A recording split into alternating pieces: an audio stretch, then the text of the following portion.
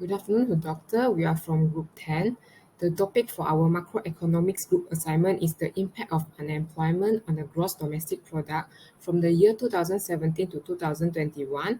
And my name is Yi Suen. My matrix number is 289683. And the other's name is my group members. Now I would like to present the 1.0 introduction. In this introduction, it consists of four parts, which is research background, research objective, research question, and also the importance of the study. So in this research background, we will write about the impact of the unemployment on GDP. So the unemployment rate is the percentage of the total labor force of unemployed, but they are actively to seeking employment and willing to work. For example, the unemployment rate increase, it will reduce the investors' trust to have their business and investment in the country. And when the unemployment rate increase, it will also affect the production, income, and also increase the poverty of a country. Besides that, the gross domestic product is the contribution of the national income or production by all the country's citizens. So the other meaning for the gross domestic product is the total amount of the finished products and services that produced in a country in the particular time period. So there is a negative relationship between the unemployment rate and also the gross domestic products. So for example, when the unemployment rate increase, the gross domestic product will decrease, or the unemployment rate decrease, the gross domestic product will increase. For example, when the gross domestic product increased 5%, means that the unemployment rate decreased 2%. Meanwhile, if the gross domestic product decreased 5%, means that the unemployment rate increased 2%.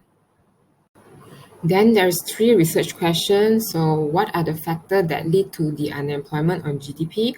What is the trend of unemployment rate in Malaysia? And also what is the relationship between unemployment and GDP?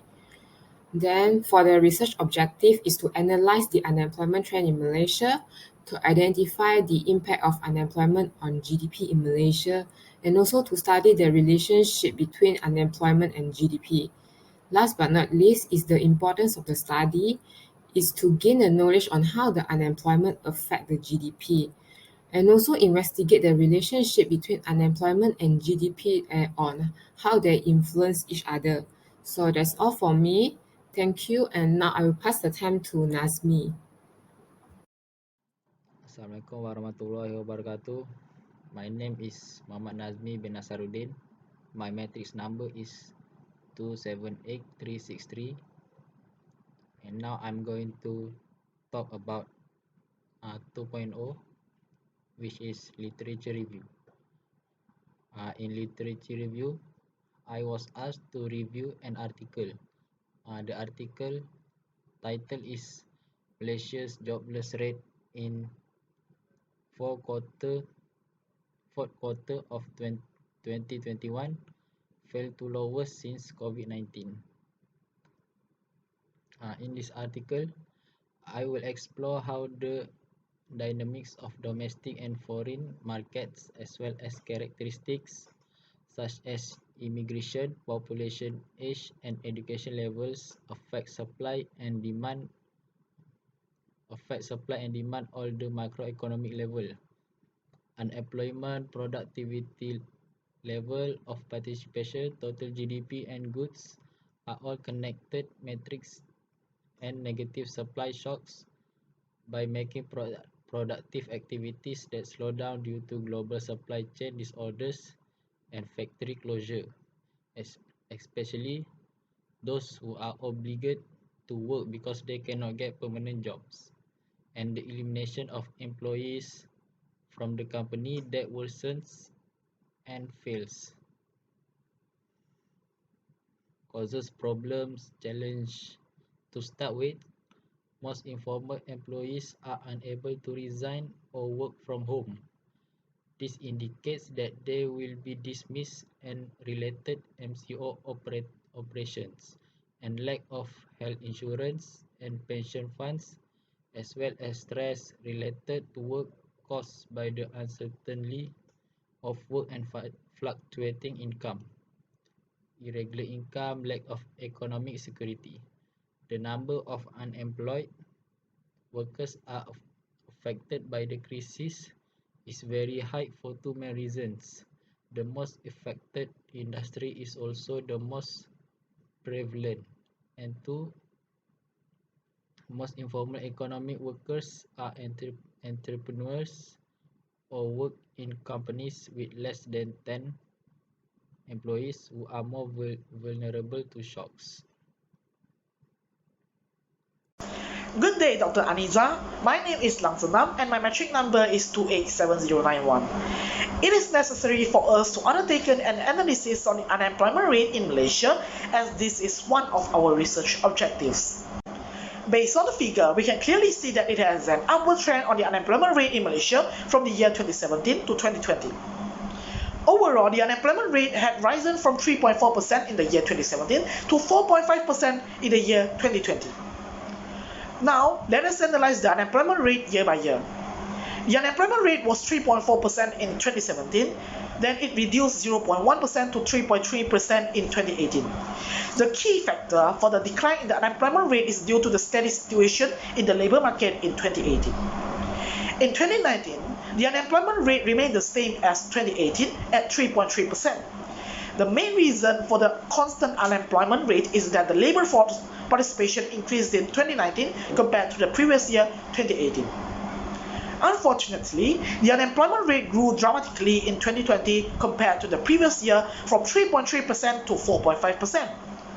The major cause for the huge increase in unemployment in 2020 is an outbreak of COVID-19 disease, and our government had implemented a movement controlling order (MCO) for the entire months of March 2020 to help prevent Malaysians from getting COVID-19 disease. Next, let us analyze the unemployment rate in year 2021 by quarter.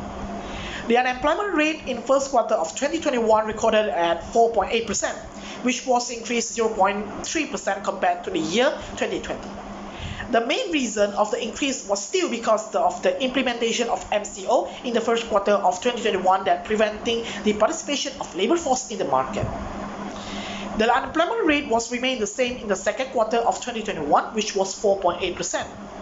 It is because labor market situation in the last second quarter of 2021 was unsatisfactory as a consequence of the complete execution of the MCO due to too many COVID-19 cases recorded. By the third quarter of 2021, the unemployment rate was recorded 4.7%. Our ex-Prime Minister Muhyiddin Yassin was introduced a plan named National Recovery Plan (NRP). This plan played an important role in helping Malaysian economies get recovered. Lastly, in the last quarter of 2021, the unemployment rate was dropped significantly to 4.3%. The main reason of the decreasing is because most Malaysian states have moved to the final phase of NRP, which allows Malaysians to participate more actively in the labor market. That's all from me, and I will pass to the next presenter. Thank you. Good day to you, Dr. Aniza. My name is Isir Ming and my metric number is 285963, and today I'll be bringing to you my presentation on section 3.2, which is the impact of unemployment on gross domestic product from year 2017 to year 2021. First, let's take a look at the GDP level of Malaysia and its growth rate from year 2017 to year 2021, which is under section 3.2.1. As we can see on the slide, there is a graph that portrays the GDP level of Malaysia as well as its changes, where we can see that there has been an increasing trend from year 2017 to year 2019, where the GDP level of the country has been increasing steadily. On the other hand, the GDP growth rate from year 2017 to year 2019 has been on a decreasing trend. However, this does not pose much of a threat as it is only decreasing by a little percentage. However, in 2020, there has been a major deviation from the trend where the GDP level has decreased from 1,424.3 billion ringgit Malaysia to 1,343.9 billion ringgit Malaysia, and this is a decrease of more than 80 billion ringgit Malaysia. This poses a very big threat to the economy, and as expected, the economy of the country has entered a state of recession. This is due to the fact that the arrival of COVID-19 pandemic has caused various issues to the economy of the country. Following the year 2020, the GDP level in 2021 has yet to recover from the impacts of the COVID-19 global pandemic. Where we can see on the graph, there has been a decreasing trend for the GDP level in 2021, where it has been decreasing from 343 billion ringgit Malaysia in the first quarter to 335.8 billion ringgit Malaysia in the third quarter. However, on the bright side, we can see that there has been an increasing trend for the growth rate from negative 4.16% in the first quarter to negative 0.21% in the third quarter. This may not make much of a difference, but we can definitely see that there is a small positive sign of recovery from the impacts of the global pandemic. In the fourth quarter of 2021, we can see that there has been a major increase in GDP level up to 370.7 billion ringgit Malaysia, which is accompanied with a high, very high growth rate, which is 10.39% growth rate of the GDP level. And this is showing signs of recovery from the impacts of the global pandemic. Next, I'll be bringing to you section 3.2.2, which is the relationship between the rate of unemployment and gross domestic product from year 2017 to year 2021. As we can see on the slide, we have a graph that portrays the relationship between the unemployment rate and the GDP level from year 2017 to year 2020.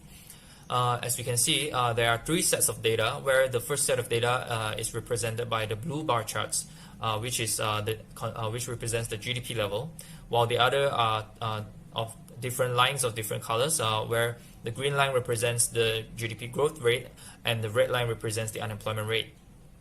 And as we already know, the GDP level has been on an increasing trend from year 2017 to 2019, while its growth rate has been decreasing, but only by a small percentage.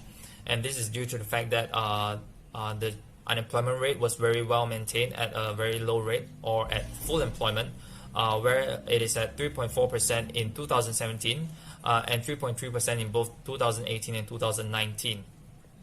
A low unemployment rate or full employment will contribute to the GDP level of the country, where it will increase or maintain at a high sum. Next, in 2020, we know that the GDP level has suffered a decline of more than 80 billion ringgit Malaysia due to the arrival of the COVID-19 global pandemic. And this is due to the fact that the COVID-19 virus is highly contagious and it travels airborne as well. Therefore, the government has undergone the movement control order throughout the whole country, where citizens are prohibited from many different kind of activities and mainly businesses, where this will cause the unemployment rate throughout the country to increase, ending up with a very high unemployment rate, which is 4.5% in 2020. Next, in 2021, we know that the GDP level has been on a decreasing trend from the first quarter to the third quarter, where this is due to the fact that the unemployment rate has further increased from 4.5% in 2020 to 4.8% in both first and second quarter of 2021. However, why does the GDP level decrease from the first quarter to the second quarter, while the unemployment rate maintained the same at 4.8% for both quarters? This is due to the fact that the government has launched the full movement control order in the second quarter of 2021, or to be more precise, on the 1st of June 2021, where the government launched a much more stricter movement control order due to the fact that the COVID cases have been going out of hand. Therefore, this full movement control order will prohibit even more activities and businesses, which will cause the GDP level to drop down even further. In the third quarter of 2021, the GDP level has decreased by a little, which is 0.7 billion ringgit Malaysia, despite the fact that the unemployment rate has decreased by 0.1%, where this is because the government has launched various programs to mitigate the effects of unemployment, which is also to decrease the rate of unemployment, where these programs are such as Program Kerjaya Gig. In the fourth quarter, we can see that the GDP level has increased to 370.7 billion ringgit Malaysia, accompanied with 10.39% of growth rate, where it has shown signs of recovery. This is due to the fact that the unemployment rate has started to decrease, down to 4.3% in the fourth quarter of 2021. The decrease in the rate of unemployment was due to the fact that the full movement control order was lifted, while only a certain number of states were required to undergo enhanced movement control order in the fourth quarter. Therefore, this has allowed most sectors to reopen, therefore allowing the majority of workforce to work once again, and therefore hence decreasing the rate of unemployment. Hi, my name is Leong. My number metric is 284823. Today I'm going to present about the conclusion of our group assignment with the topic of the impact of unemployment on gross domestic product from year 2017 to year 2021. The unemployment rate from year 2017 until 2021 show decrease from year to year. There are 2 years of unemployment rate decreased dramatically due to the COVID-19 pandemic hit in our country. The COVID-19 pandemic had forced the government to set new SOP for all the citizens so that can reduce the spread of COVID-19 virus in our country. Hence, the SOP caused the GDP of our country falls and unemployment rate of our country increase. For the year 2017 is the year that recovering from the COVID-19 pandemic. This year's unemployment rate decreased and the GDP of the country increased due to the government loosened the SOP that set in the pandemic, and the government helped the citizens by giving more subsidies and reduce the tax charge on the citizen. Therefore, our group suggested some suggestions to reduce the unemployment rate in our country so that could help increase the country's GDP by reducing the number of foreign workers and creates more opportunity jobs in our country. Government should force some industry to hire local workers instead of foreign workers by setting new rules. Besides that, government should create more job opportunities in new industry or old industry to help reduce the unemployment rate and increase the country's GDP. For example, job opportunities in green job. That's all from me. Thank you.